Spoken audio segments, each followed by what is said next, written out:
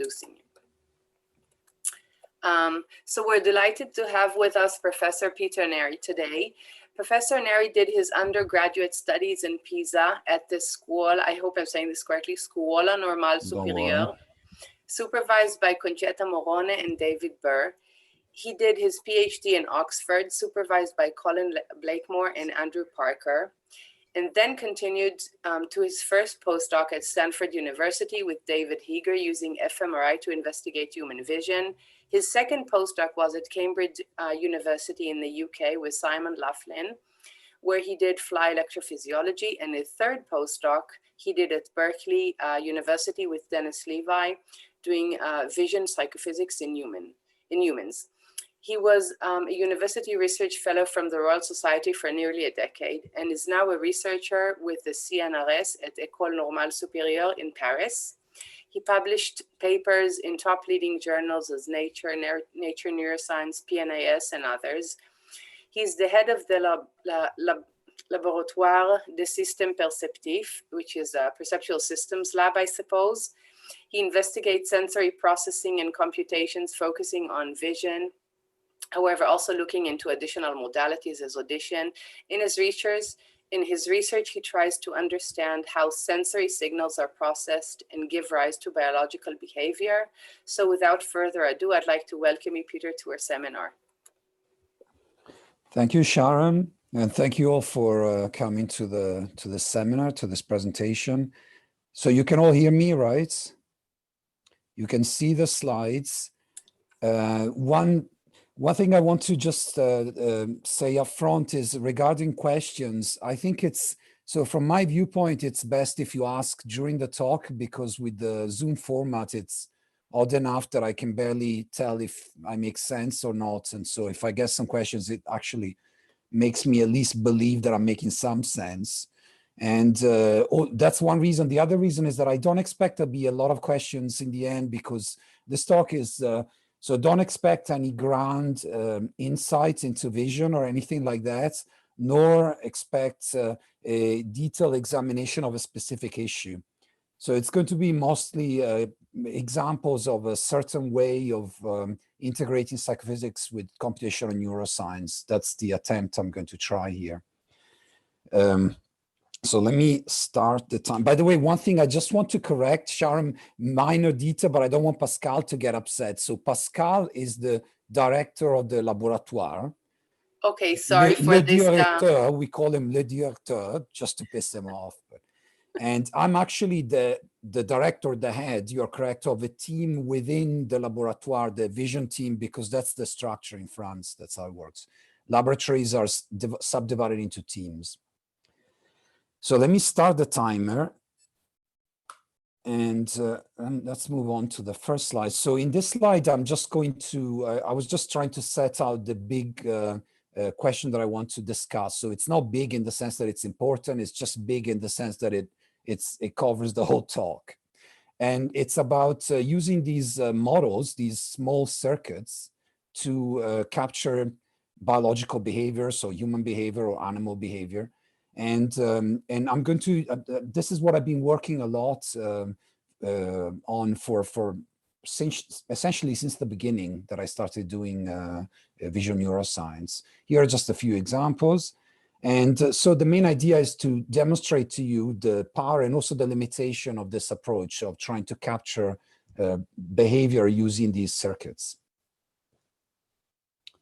And as Sharon mentioned, in the lab, we do, in my lab, we try to do a lot of different things. So we study audition as well as vision, and language, touch as well recently in different systems. So not only humans, also in pathologies, and using a variety of techniques. Although today I'm going to talk about mainly psychophysics. And so all of this, I try and put together using this kind of computational lens. So there is always an attempt to have one of those little models that I showed you in the previous slide behind it. And so, for example, you know, if you're studying visually guided navigation in a fish, in zebrafish, it will be a little model of this kind that is trying to replicate the preference of the animal. If you're studying single neurons from the fly, then it will be again some model of this kind that affects the projection from the input stimulus to the spike rate, and so on. So these are just examples from the lab. And throughout this talk, I'm going to focus on these three sections. These are two small circuits that I published. And in the third part, I'm going to talk a little bit about using deep neural networks, which of course everybody now is using for this application.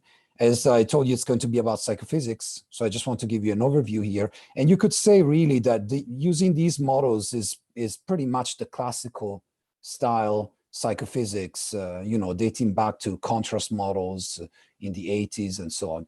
I think maybe one slight difference is that when these models were adopted in those days, often the stage from the image to some variable that was used within the model was not made explicit. So they were not all image-based. For example, you could just take a value for contrast of the stimulus without explicitly computing it from the image. So that's possibly one difference. I tend to stick to image-based models.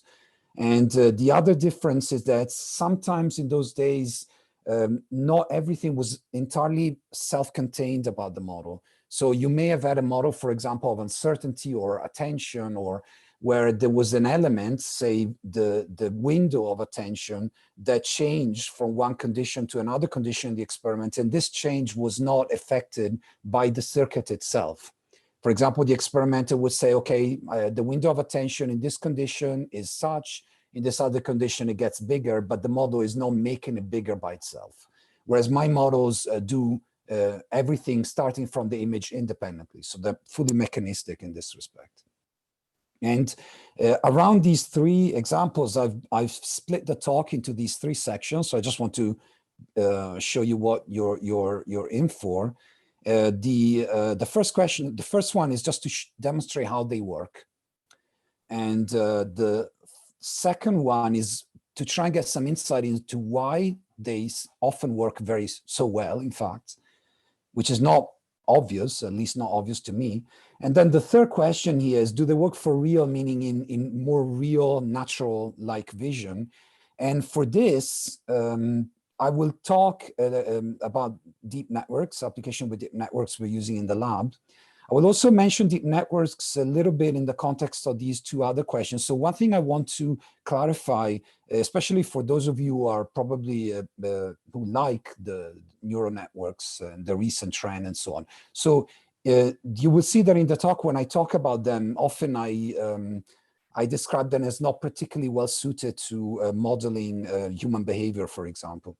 And even though this is true, it's also true that from the point of view of a technological tool, in the lab, we do appreciate it very much and we use it. So this distinction is important. You're all aware of this distinction between deep nets as a neuroscientific models, or as opposed to deep nets as just a technological tool. So in the next video, I want to show you an application that we're currently using in the lab for tracking cuttlefish.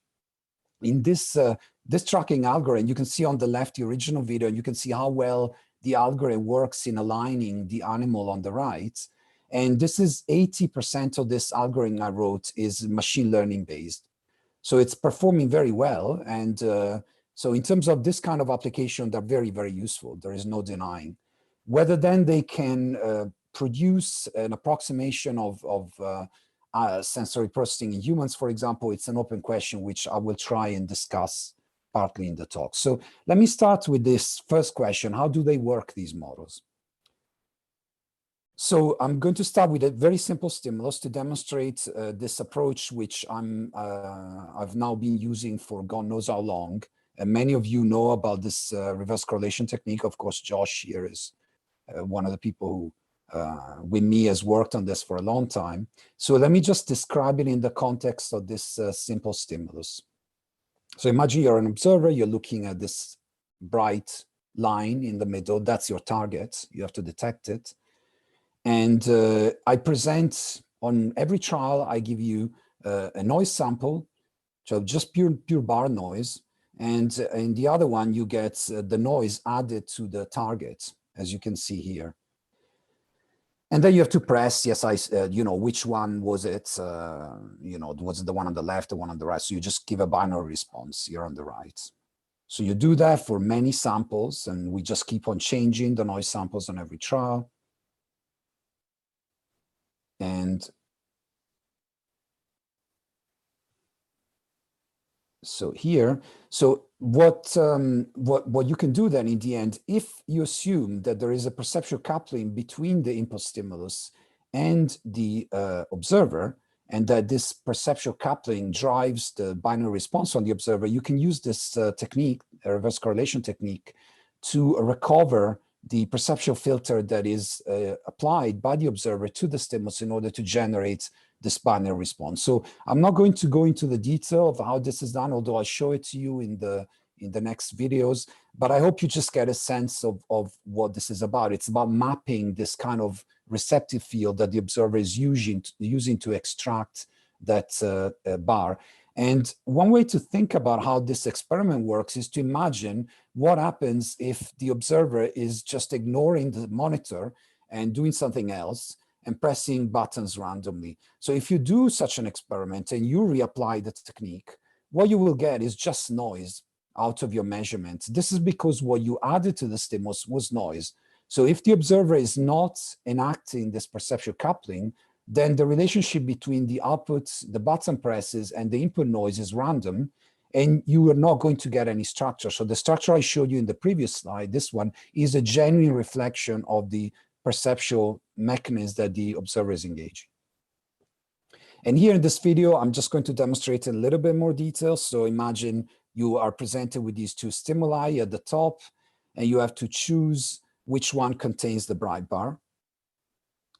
So that green line shows you the profile of the targets, and then we add noise. As I said, it's bar noise, which is shown in black here. So it's either, again, the bar can be on either side. Then we collect a response from the observer, and for every noise field, we classify into one of these four possibilities, depending on what the observer responds, whether it's a hit or a correct rejection, which happens simultaneously for this paradigm when I presented two noise samples, or if the observer is incorrect, you classify one noise field as a false alarm and the other one as a miss. And you keep on doing that for many trials. You can see the trial count at the top left. And when you keep on averaging, you start seeing structure emerging from these averages.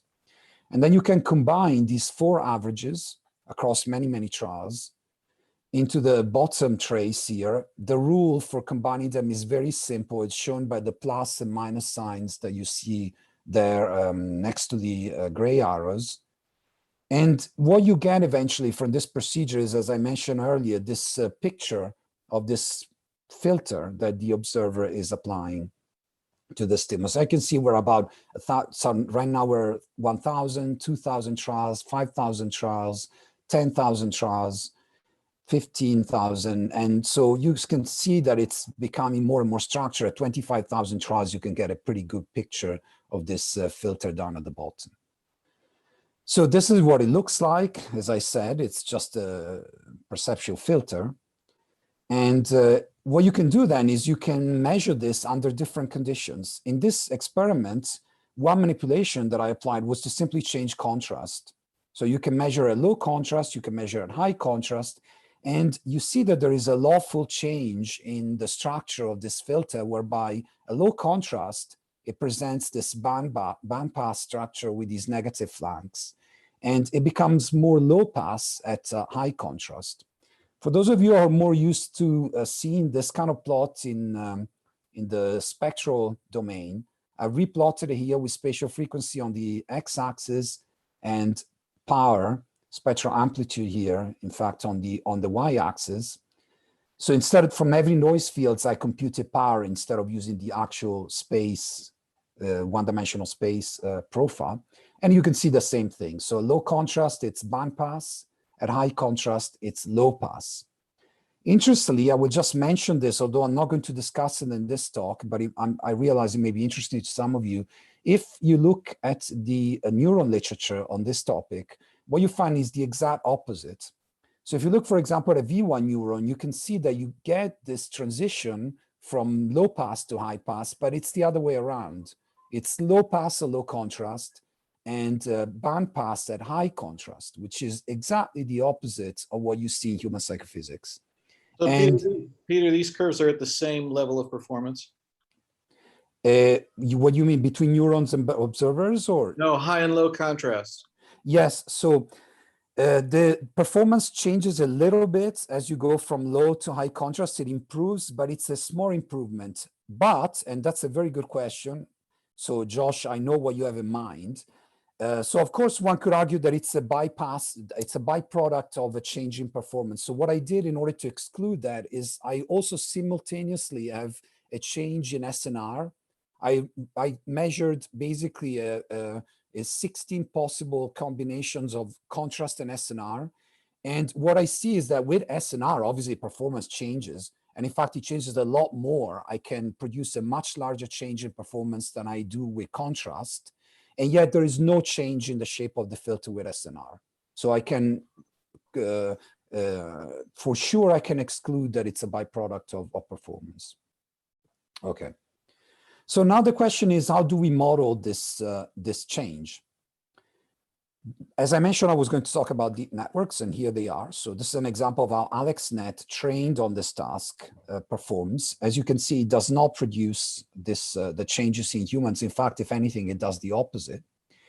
And I'm not going to plot all of the data I have, which is larger than what I've shown you here for this project, as 1 point here for per observer, per condition, and so on, for human versus model, so that you can see a direct comparison. When the model matches the human, points will fall on this diagonal line. So for example, this is what you get for AlexNet and for a smaller net called LeNet5. These are very popular classic deep networks. You can see that the match is poor for these deep nets.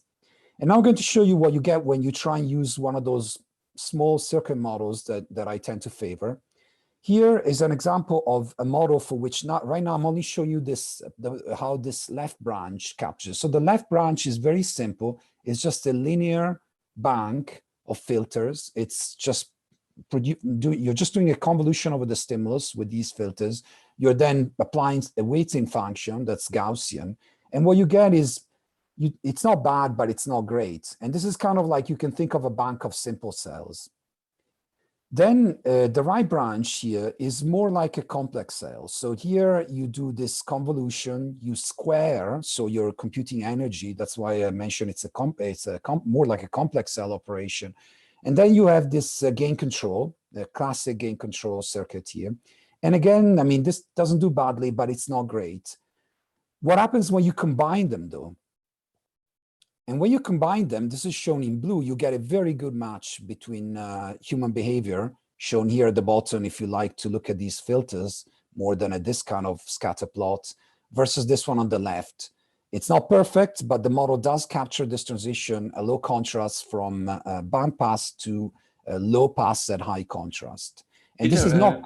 Peter, sorry, when you say AlexNet, you don't mean pre-trained AlexNet on ImageNet, or you just take it from scratch, right? Yeah, so I've tried both. I've tried either a full training of AlexNet, or I've basically done what, as you know, what is called transfer learning. So I took pre-trained AlexNet on ImageNet, and I retrained only the last layer. And it just doesn't capture it. I will show you later examples. You can also use bigger nets, smaller nets. But do you need to train at all? I mean, you can get human-like behavior from a pre-trained network without further training.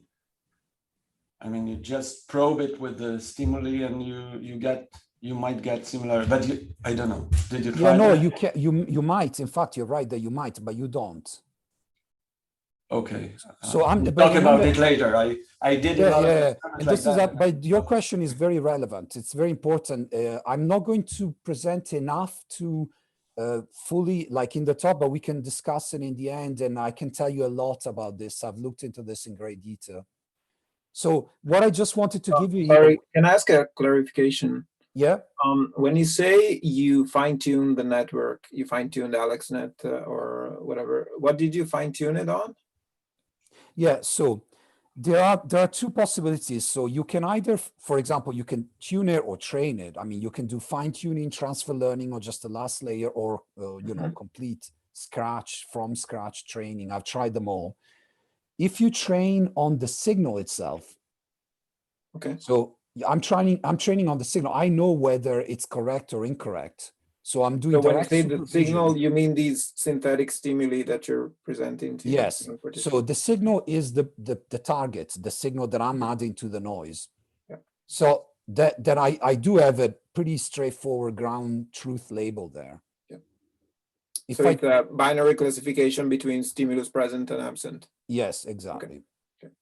Okay. In fact, it's not exactly like that in the sense that I always present to the net both the target absent and the target present field. So it's a two alternative for choice. The net is not choosing whether it's absent or present, it's choosing whether it's on the left or on the right, let's say. Okay. Okay. Because that's actually, that if you do it the way absent present, it adds an additional complication that yeah, it's about criterion and so on. So you don't have that additional complication, thank God, in this experiment. Okay. But so just briefly to give you a sense as to why when you put both branches together, it does so much better than having either branch alone. The reason for this is that this model is essentially a schizophrenic model. So it can switch from behaving like the left branch to behaving like the right branch. And that's exactly what you see in humans, essentially. In humans, you see this kind of completely different regime. A low contrast, they not only have these bandpass properties, but they also show another host of properties that I'm not going to talk about. And they completely change regime at high contrast. And this model is able to capture that because a low contrast, it behaves more like the right branch, just because this is set to dominate by the initial parameters. As you raise contrast, this gain control circuit that you see here, it starts shutting down this branch. It makes it less and less responsive so that it allows the left branch to dominate. And so you start seeing this more linear behavior that, because you're essentially applying a Gaussian weighting envelope of this bank, becomes more low pass. And that's just, it's just simply that's what's happening. And that's why the circuit can do so well.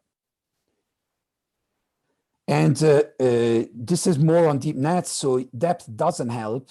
This is a human model match on the x-axis. You can see if you measure it in terms of performance, like D prime, and other related metrics like internal noise and so on, you can see that they do, these nets do produce a performance change with contrast and SNR that is similar to humans.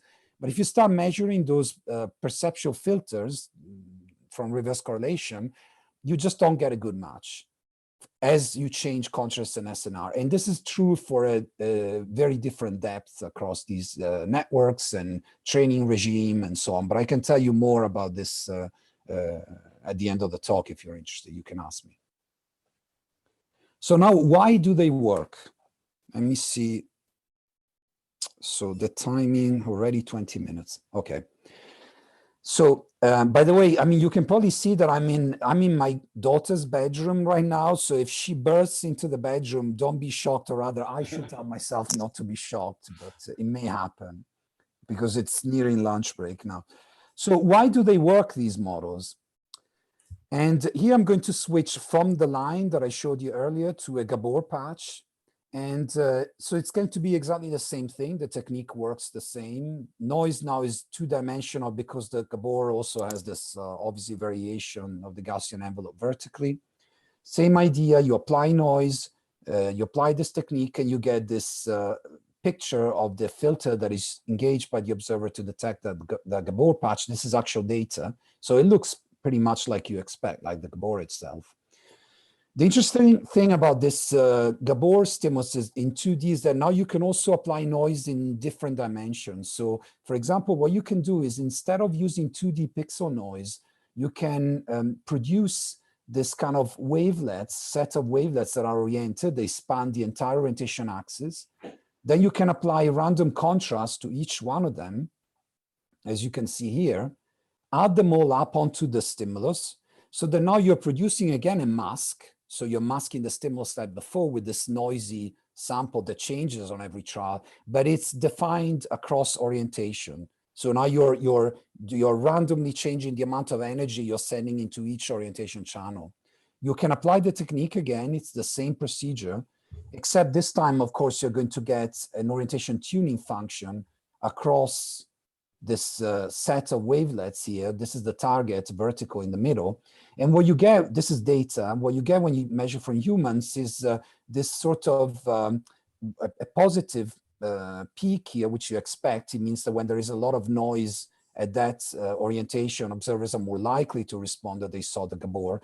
But you also get these negative flanks of roughly equal magnitude to the positive peak. And all of this is well modeled, as well as a lot of other data in this publication, which I have no time to talk about, using different kinds of noise and so on, by this gain control circuit, which is just a classic form of gain control. You have a drive that is vertical, and then you have some horizontal vertical energy pool that is used to control via divisive normalization the output of this linear drive. And that does well. Here you can see the model versus the human data, right versus left. And here the shading is the model that captures the human data well. So now I just want to give a sense of why they work well. I tried to give it in the previous section. Here is another example. So again, I'm plotting human data on the x-axis for a host of conditions, observed and so on, versus the model. Again, the diagonal line means equivalence, good match between the two. If you only use the linear template, you don't get a very good match.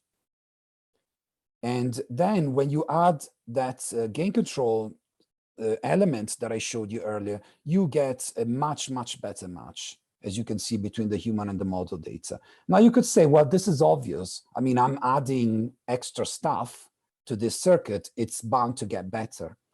And so what I want to demonstrate to you with this example is that, in fact, it's not that simple. So for example, if you use another plausible model of how this phenomenon may happen, which is the push-pull energy model, it roughly has the same complexity if you were to try and quantify that as the gain control model, but it doesn't do nearly as well. So the idea here is that it's not just about making this circuit a little bit more complicated, but it's also about getting the right flexibility. In other words, endowing this circuit with the right elements to capture human behavior. That's also very important. So what about real vision? And as I said earlier, I mean, we would have to define what we mean by real vision, and that's something I'm not going to try. But let's start with natural scenes. So how would all of this transfer to natural scenes? And part of the reason why I decided to look into it is that I got a little bit bored after working on this kind of stuff for 20 years, but also I just wanted to see if it did work when you transferred it to tasks that were a bit more like what we do in everyday vision, although it's still far from that, obviously. And so the idea was, how do we take all of this stuff, you know, the noise and the reverse correlation technique and the circuit modeling and so on, and throw it at the natural scene? So the way I went about it, we're doing more work, which I tell you a little bit about towards the end of the presentation, is published here. And the way I went about it was to essentially carve myself a micro environment within the natural scenes where I could do what I wanted. Just like before, I could decide what noise I would present and so on. So I took out part of the scene completely, and then I grafted into it a signal like a Gabor that I showed you to create this kind of hybrid stimulus that has a low-level component, which I control, it's the local patch, and this higher level component, which is the natural scene.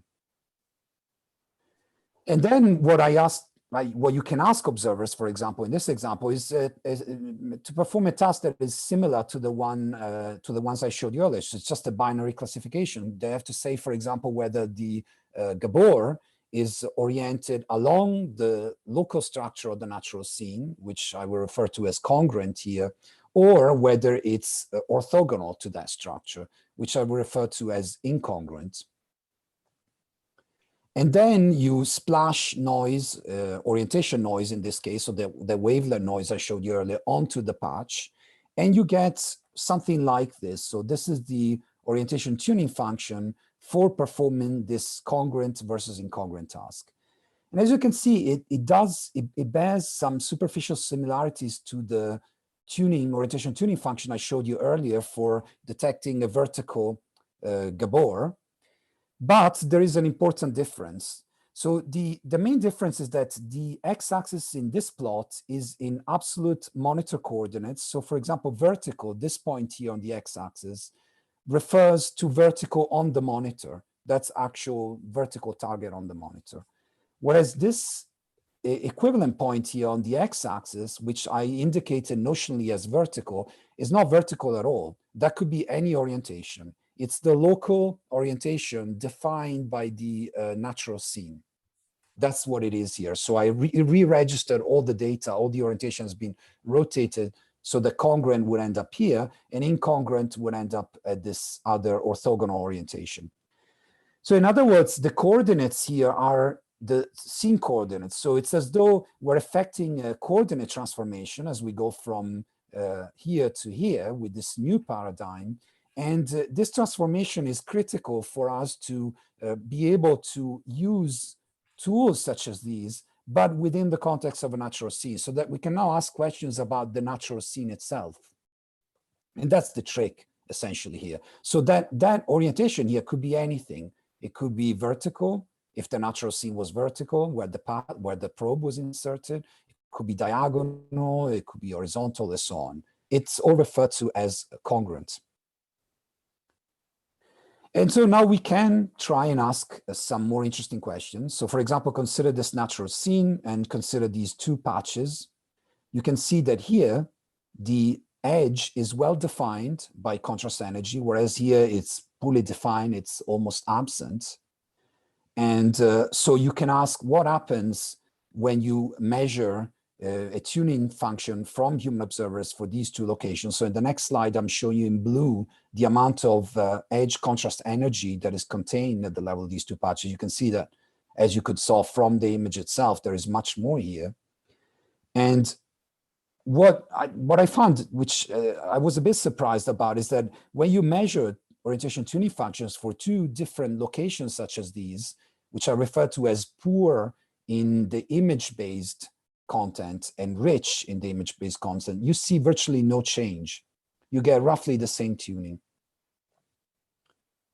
And now you can ask a similar but different question. So consider now these two locations, this one versus this one. So in terms of contrast energy, edge contrast energy, they have roughly the same amount. So they both look like gray background.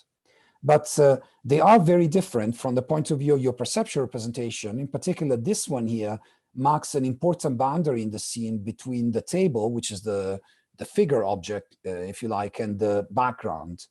So in order to quantify that, in the next slide, I'm showing you in green, so the level of the green level reflects the percentage of human observers who will label that location as being relevant for their perceptual segmentation of the scene. So as you can see here, many observers marked this as being a perceptually salient boundary, and very few observers marked this as being relevant boundaries. By the way, these observers were not observers that I tested. This is a publicly available data set from Berkeley. It's called BSD 500. So by using this data set, I can quantify the amount of perceptual saliency of each location across the scene. So now I can pit a transition from a poor to a rich location in terms of physical energy in the image versus a transition from poor to rich on the perceptual representation, if you like, without much change in physical content locally of the scene. And when you measure the change in perceptual tuning going from here to here, you do find a change. In fact, what you find is that the tuning function is more sharply tuned around the congruent orientation at when you are within a perceptually salient boundary, such as this one. And now you may ask yourself, what about performance? Because I didn't talk about that at all, but I can measure it, of course. As you may recall, observers are performing a a discrimination task between two orthogonal orientations, I can measure d prime. So from this change in tuning function, from these two respective changes, you may expect that when you compare d prime for locations that are poor versus rich in the physical image, based on these tuning functions, you should expect no change in d prime. And that change is plotted here on the x-axis. I will show the data in a minute. And here you may expect that there is an improvement in performance as you go from poor to rich in the perceptual representation, because your perceptual filter is becoming sharper, so it's able to extract more signal and throw away more noise. And in fact, what you can see when you plot it here is that there is no change in D prime for the image-driven transition, whereas there is a change for the perceptually driven transition. And it's about a twofold change in D prime. It's easily measurable. You don't need a lot of data to measure this, this shift. By the way, here, each point is one observer. So now let me give you just one reason of many that there are, but I won't have time to discuss them all. I want to give you one reason why I think this result is not trivial. It's not obvious. So suppose that you cut out a square region around each probe insertion and you put it over here. So for this particular image, I take that square region of the natural scene and I put it over here.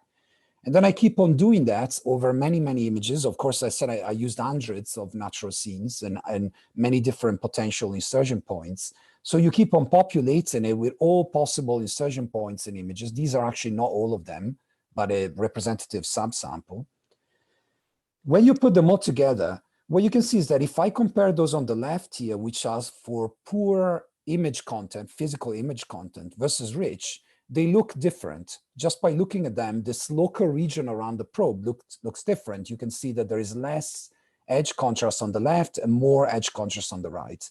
And this is trivial because that's how I designed it. So I specifically I labeled those regions as being rich or poor based on the local edge contrast, as I showed you earlier in that blue edge contrast energy image. So no surprise here that you can see this difference. I think the surprise a little bit is when you compare poor versus rich for insertions that are defined so on the perceptual map, the green map that I showed you, the percentage of observers that label those locations. There is virtually no difference when you compare top with bottom. I mean, perceptually, when you look locally, you don't see a statistical difference.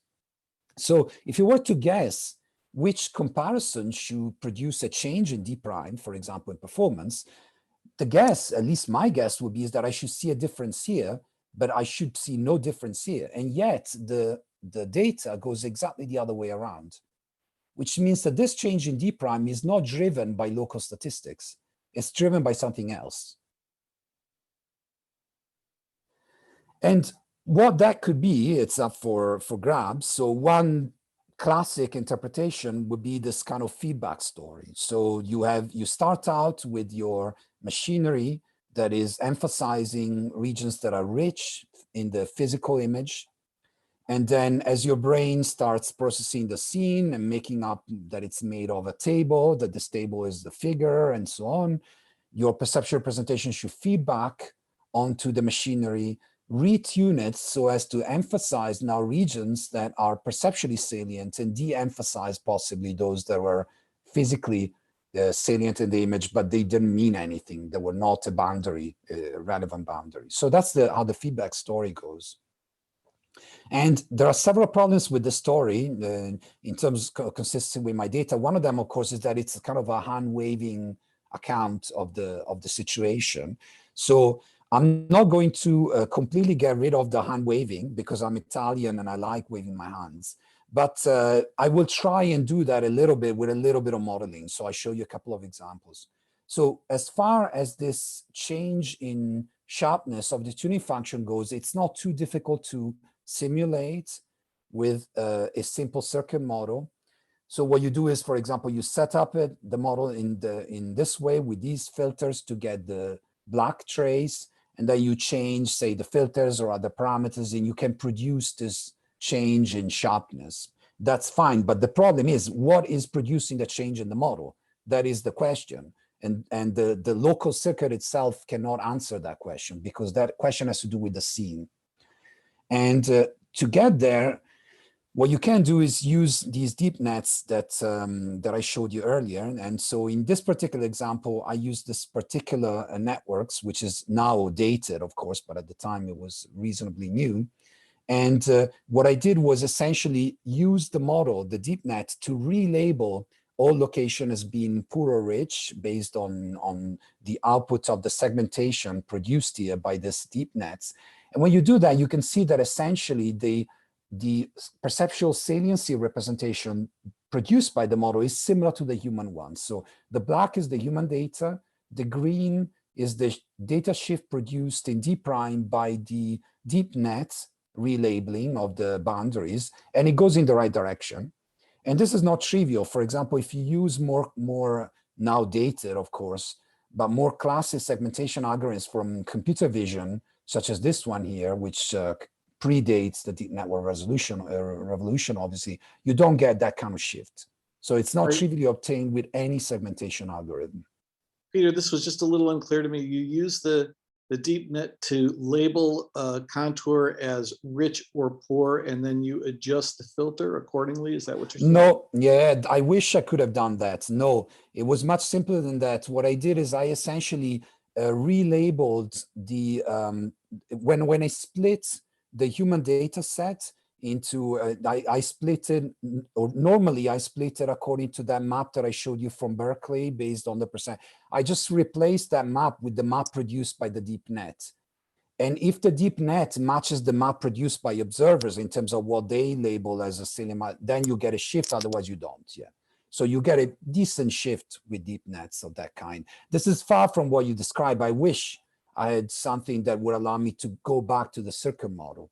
And in fact, that's the question that Josh just asked is the one that I bring up right in the next slide, which is what is the connection between these two now?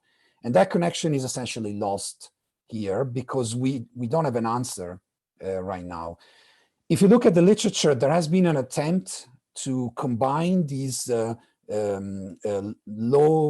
small circuits, like gain control and other examples, with a deep net representation of the scene. There is more work recently from Modilia Schwartz on this, and this is earlier work that essentially tried to incorporate local circuits such as this into larger circuits for the surround and eventually build them into a deep net. So we have a decent understanding of locally. We have a near decent understanding just around the probe in terms of kind of maybe surround effects, but we really don't have a full description of what happens in terms of the connection between the scene and the local circuit. So this is Could I ask yeah. a question? So the deep network, the segmentation deep network, is it trained on the same data, on similar like human annotation data? Yeah, so this particular deep net was trained on a completely different data set for a completely, so it was still segmentation. It was not the same. It was not BSD 500.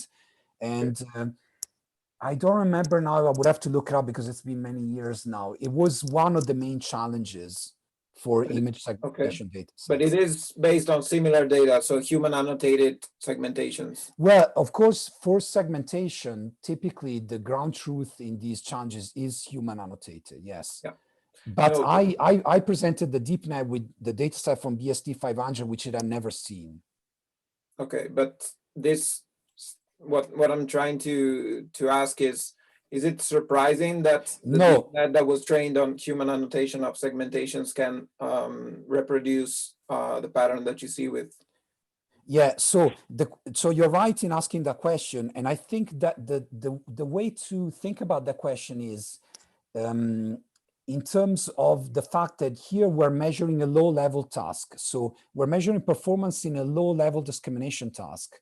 So the final metric that I'm plotting here is not whether the segmentation matched the human labels from BSD 500 or not. That was not what I was asking my observer. I was asking my observer to perform a signal discrimination in noise. So in that sense, you could say it's perhaps surprising. But I take your point. What is not surprising is because I don't take the deep net, as I mentioned in response to Josh's question, I don't take it all the way from the scene to the discrimination task. I only take it insofar as the label to the segmentation, to the boundary segmentation.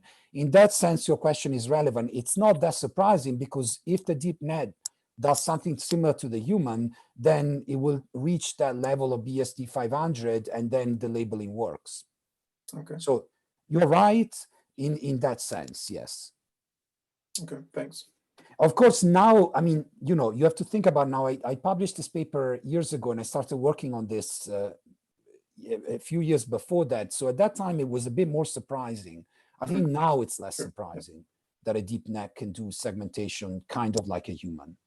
Yeah. But, you know, I mean, when you look at these, it looks just like a few years, but it looks like an eternity in terms of what happened in the deep network community. Deep learning world. Yeah. Okay, thanks. So, can I also ask a question? So first of all, yes. I want to tell you, you asked me to remind you. Yeah, so I see them already approaching. And I also want to ask, I mean, I know that the labeling in these databases do not take into account, for example, depth within the scene or maybe saliency. I mean, for example, the water and the beach contour have a different value than the end of this, let's say, table versus the sand behind it. So it's also different depth and different types of segmentation. The sand and the water are kind of like the same surface, but it's a different material, or you can think about that. And here it's completely different. I mean, in 3D world, it's very different. It's a different surface. It's a different surface. So I wonder if you think these would contribute if you had these, let's say, semantics and some sort of labeling that you could add to the model. It's a very philosophical question, but... No, it's an excellent question. And I have actually, well, it's a long answer to that question. But essentially, one way I approached that question was to do a completely different kind of experiments where, in fact, nothing really changed about the scene. The only thing that changed was that we flipped it upside down.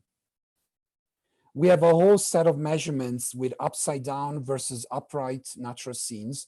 As you probably know from the semantic literature, this upside down inversion tends to cause a reduction in your ability to produce a semantic representation. And so that has its own characteristics in terms of what happens to these filters, what happens to performance and so on. And I've also published on that, but that is a very relevant question. And that is an even more complicated question. Yeah, okay. Because it does get to semantics, but I don't talk about that here. Yeah. Okay, thanks. Okay, sorry. No, it's okay. So how do we go about this? And this is just really the end of the talk. I'm not going to give you any clear answer here. I'm just going to give you a sense of how we are trying to approach it right now in the lab. In particular, with a postdoc of mine called Lorenzo Landolfi, we're doing this work at the moment. So what we decided to do was to get a signature of human behavior as rich as we could from these local measurements with probes. So for example, now we switch to this line target, but we have a 2D pixel noise. And we do this with either Gaussian noise like we introduced that you can see here, or we actually use the structure of the natural scene, the local structure, as a masker itself. I call that natural noise, but really it's just the structure of the scene. We just slap the target on top of it. And we do that for detection of lines that were aligned with the scene, that were orthogonal in both cases. So we get a number of conditions. We also have many more than these that I'm showing, but I couldn't fit them in the slide. And then we take a lot of trials and we measure these, again, these perceptual filters by reverse correlating either this artificial noise or this natural noise. And for those of you who are familiar with the application of these techniques, reverse correlating against structural noise, such as natural noise, has its own very, very significant problems, which I can tell you about in the end. I mean, this will be another talk on its own. In any case, right now, we don't apply any correction here. So essentially what we do is we use that as a signature of human behavior, whatever that means, which right now we cannot really interpret because we don't have a good model. And then we feed the same task, the same images, everything to neural nets. We just do that with a number of networks. I'm presenting two examples here from relatively large deep nets, and we train them with the signal label. And as you can see, they tend to show substantial differences compared with human behavior. But one thing that we started noticing in the lab is that when we trained these nets against the human label, so the response given by the human, as opposed to whether the signal, they were correctly identifying the signal or not, we start getting structures that do resemble human kernels more closely. In particular here, I want you to focus on VGG. You can see that it's more similar to the human signature here on the right when we train with the human label as opposed to the signal label. So this is kind of what we are trying to hang on to at the moment, because these nets are big and it's difficult. So we're trying to study these differences and see whether we can extract some useful insight into what is retrained in this case that is not happening, that is not being trained in this other situation for different nets and so on. So that's the general gist of the direction. I know it's very unsatisfactory, but that's where we're at the moment in the lab. And so just to show you, to finish, this is really the end. And it's not too bad. I'm going to show you a video of also some other experiments that we've been doing in the lab. It's unpublished, but we have already quite a bit of data. Of course, I can't tell you about the project. I just want to show you an example of how you can do similar experiments in virtual reality. So here you are wearing a virtual reality headset. You're inside a room. I've called this experiment room recall, which probably doesn't make much sense to any of you apart from those who play virtual reality games. But then you start seeing these objects in 3D, these blocks, and you may notice that there's this probe that appears occasionally. So yeah, like this one was roughly in the middle, and that's a local oriented probe with noise, just like the ones I showed you during the experiment, the static natural scenes, that is either aligned or misaligned, and that's the judgment you have to make in virtual reality while you can move your head. So there is no limitation of that kind. And then you can do similar measurements and so on. So I'm just going to finish off with these three questions that I put up because I could think of these, but I'm sure you can think of better ones that we can discuss. The questions about whether it makes any sense to use these mechanistic models, and what is this module that interprets the complex scenes? Of course, I wasn't able to answer that question for you. And also, the third question that I thought may be relevant to you is this relationship between psychophysics and machine learning, where they can be mutually helpful to each other. And with that, thank you very much for your attention. And I hope I've answered at least some of the questions that you had in mind, but of course, shoot new ones and I'll be happy to answer them. Thank you very much, Peter. I'd like to ask everybody to unmute themselves, and let's give a big applause to Peter for a very inspiring talk. Thank you. I must say, out of the box. And everybody can ask questions and try to answer these questions that Peter posed. Maybe I stop sharing, or yeah, you could definitely up to you. If I can, because maybe I can. Yeah. Can you hear me still? Yes. Yeah. And now I can see. I would like to ask, hi Peter. I'd like to ask a quick a question about the last result before the VR. Again, did he use a pre-trained network? Because it's a totally different story. Because the idea is the pre-trained network is capturing the regularities of natural images, while when you are training to these random stimuli, it's a different story. So yeah. So what we did there was, for the one that I showed you there, it's fine-tuning. So the network was pre-trained, but we did allow the weights to change around the state it was pre-trained in. So We essentially took off-the-shelf pre-trained networks in PyTorch and we fine-tuned. I don't know if you're, so fine-tuning is essentially, I mean, it is pre-trained, but you are allowing the network to rearrange around the state. More Well, what happens if you don't do that? You just probe the network with these stimuli. So we also did try and do training from scratch. It's not, I mean, what we have so far, obviously, you know, we haven't, so we have an enormous data set because we're looking at many more nets that I've shown you and so on. We haven't noticed much of a difference, honestly. If you train from scratch, we haven't noticed. No, I know what I mean the other way. If you don't train at all, you just. Oh, yeah. We have also done transfer learning. Yeah, we have done transfer learning too. And I mean, you do get differences. They don't without learning at all, no learning. Just you take the pre-trained net, you probe it, you ask it like a human. You do you take it as a human and you do an experiment with it. Okay, so I understand that. So there is a problem with that. So when you take the pre-trained nets, the output layer will produce a label that depends on the data set that you train it on. So it could be 100 different labels. Right. But you can take any layer in the middle and compare layers. But you still have to train the last, so the readout that has to give you a binary response, you have to adjust those weights because otherwise it doesn't make any sense, right? I mean, you could limit that to like a linear classifier, like we have. So that's what take just exactly. You don't that's what I'm saying. So we have done it for the last layer. We haven't looked at previous layer, but for the last layer, that's exactly what we've done. We have just retrained the weight of the. So essentially, what we're doing is what you say. We take the pre-trained nets, we leave it frozen, but we just make it produce a binary label for us by adjusting the final weights. And yes, we have done that too, and we don't see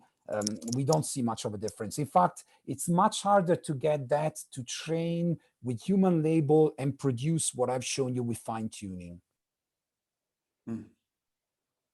So it's not, so within the context of all this, I should mention also one other problem, that there is a big problem with bias. So these nets often can produce a response bias when you do this kind of training on a simple binary task with SIG. And if you get extreme response bias, I'm talking about criterion bias, because in this case, it was not a two alternative for choice. It was a genuine yes-no detection task. Then you can start getting into problems of estimating the kernel. And so that's an additional problem. Because there are so many layers there. I mean, when I show you the human signature versus the network, that has come from deriving kernels by reverse correlating the noise. And that in itself, the estimation procedure of the kernel is not trivial and has its own potential artifacts. So I also want to throw that at you. We're not sure. We're looking at this now to make sure that there aren't problems with that. We're also using more sophisticated kernel estimation procedures than just simply, the standard Aumada rule of combining noise fields that I showed you earlier, just to see whether we can get at the core of this question. So there is also that additional problem on top of it all. But the short answer to your question is that we have tried that and we are trying it and we are not making much improvement. We're not seeing a situation where we simply take a pre-trained net and it behaves like the human by training it on the signal. No.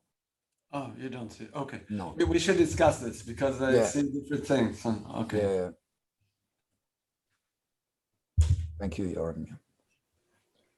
Peter, can you hear me? Oh, hello. Hello, Shi. Hello. Glad to see you. And my question is about, the most of the DNNs are noiseless. They don't have an internal noise at all, right?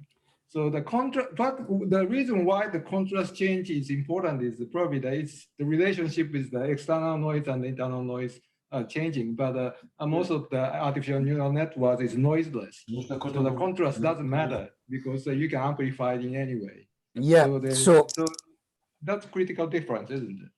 Yeah, so that's an excellent question. And I have to thank you, Shinya, for bringing it up. So I didn't have time to mention that. So obviously, this is the relationship between, Shinya is absolutely right. Internal noise is critical to this aspect. In fact, what I didn't show you is that I also did measure internal noise using a double pass methodology to study how it changes with contrast and with SNR in humans. And what I observed is that it does not change with SNR at all, but it changes with contrast. And in particular, at low contrast, internal noise is larger than it is at high contrast. So to address the issue that you brought up, what I did, I didn't mention it, I apologize, but I did inject noise into the nets. And I did that by adding essentially Gaussian noise to the weights. So on every trial, the net was asked to make a prediction, but the weights were slightly perturbed. Now, how much were they perturbed by? Well, essentially what I did, depending on the network that I was using, and I applied a perturbation level that produced a performance level and a variability level compatible with the human range. That's what I did.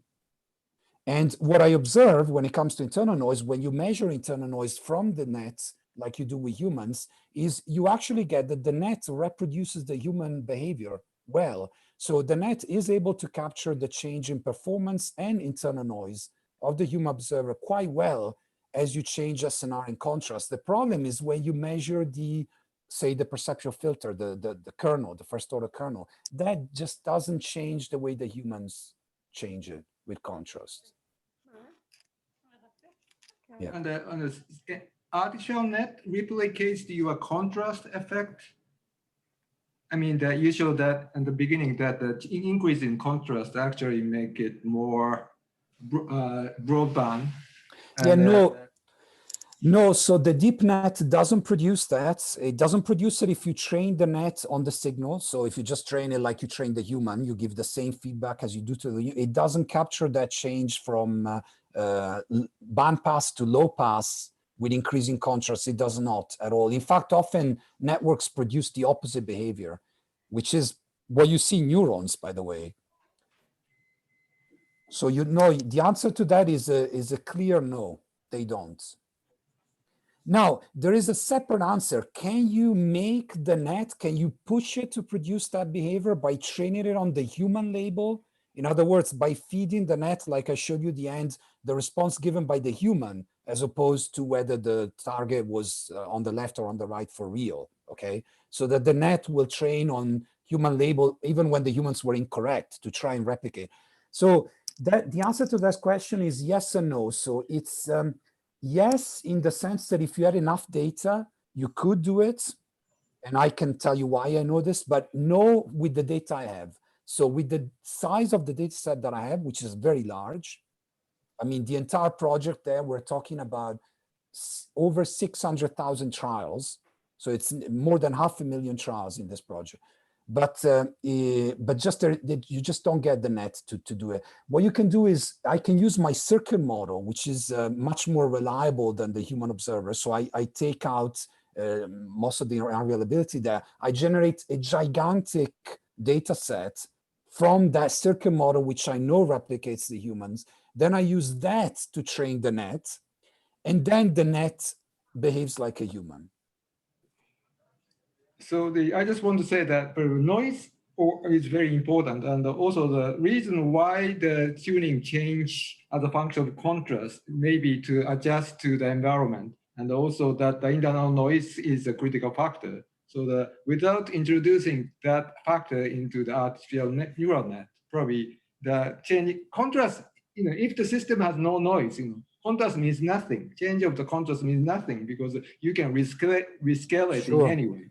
So that that part should be the critical for the. Yeah, no, and as I said, I did inject it, but it didn't account for the full range of human behavior. Yeah. But anyway, thanks very much. No, thank you. I would have another question related to the early data about gain control and the high contrast versus low contrast regimes. Could that have something to be with the fact that in the data set that the network was trained on, there was not enough variation in contrast in the images? So could it be an issue of data set that it simply did not have to learn to operate in different contrast regimes, whereas humans do maybe?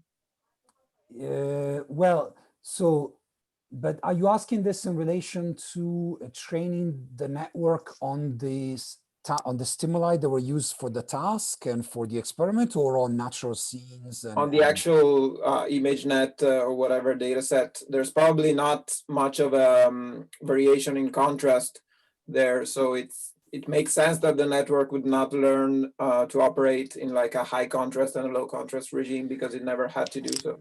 Yeah, so let me give you, well, I mean, there are a number of ways to answer that question, but so first of all, I train networks also just on the stimuli themselves that I used in the experiment. So just the simple probes with varying contrast, and I changed the contrast across the whole range.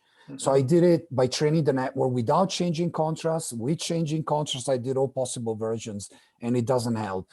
The other way to answer is that it's not that when you change contrast, the network behavior doesn't change. It does change. The network, for example, produces a different level of performance. It also produces a different level of reliability. So, for example, it becomes noisier at low contrast.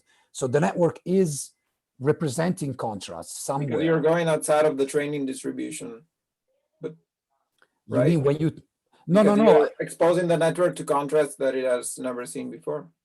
During test, you mean, or during training? During test. No, well, I did it both ways. So I did it either by training with a more limited set of contrast and testing, or by training and testing with exactly the same stimuli. And you don't see human behavior. But I guess the issue with training the network from scratch on these simple tasks is that you probably get something that looks nothing like humans, because it's like a super specialized detector for these synthetic stimuli. Whereas on the other hand, using a pre-trained network that was trained on natural images, you get the advantage that it knows the structure of natural images. But there might still be a data set bias there that, okay, it doesn't get exposed to different contrast. Okay, so what you're saying is that what I could do is take a network and train it on a set of natural scenes that has a much greater variation in contrast than, for example, you find in ImageNet. Yeah, like a data set augmentation, basically. Yeah, exactly. Yeah, so. I've not tried that. I've not tried that specific variant. So that's a good idea. I could try that and see if it works. I guess that would be the more proper comparison between. Yeah, I've not tried that specific one. I have tried a pre-trained network on, say, ImageNet that I then train on the same contrast variation of the artificial stimuli but I haven't actually tried to train on a set of natural scenes that I haven't tried, and I could try. Yes, you're right. I could try that. Yes, that's not difficult. Thank you. Thanks.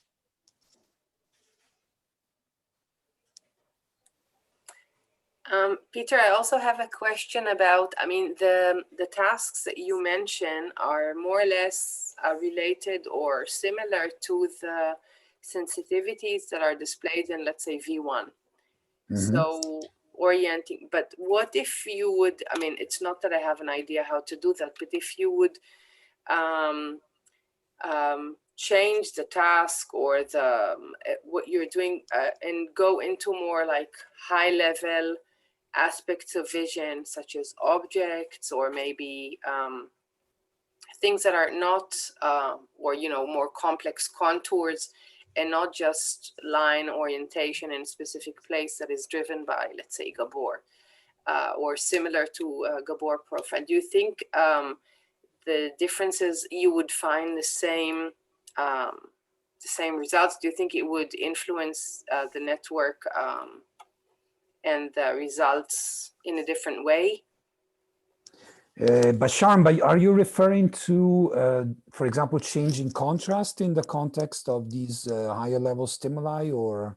Well, first of all, it could be, you could manipulate the contrast, but the main task is not about looking into line orientation, but let's say circle or something that is more complex. And then you can manipulate the contrast, which I then don't know how it will react, but but the task no, was I understand your question, and I have not. I mean, I've not done much in that direction because I mean, but your question is very relevant because obviously, and this is a problem with this general line of approach that I've been adopting, which I myself bring up often in discussions, and it is that I am essentially already setting up the paradigm and the stimulus and everything in such a way that I'm gearing towards V1. So as you said, I'm already designing all of this in such a way that I'm essentially looking at a local circuit that probably looks kind of like a V1 circuit. And so in a sense, I'm restricting myself to that. And so what, and that's a limitation of the approach, obviously.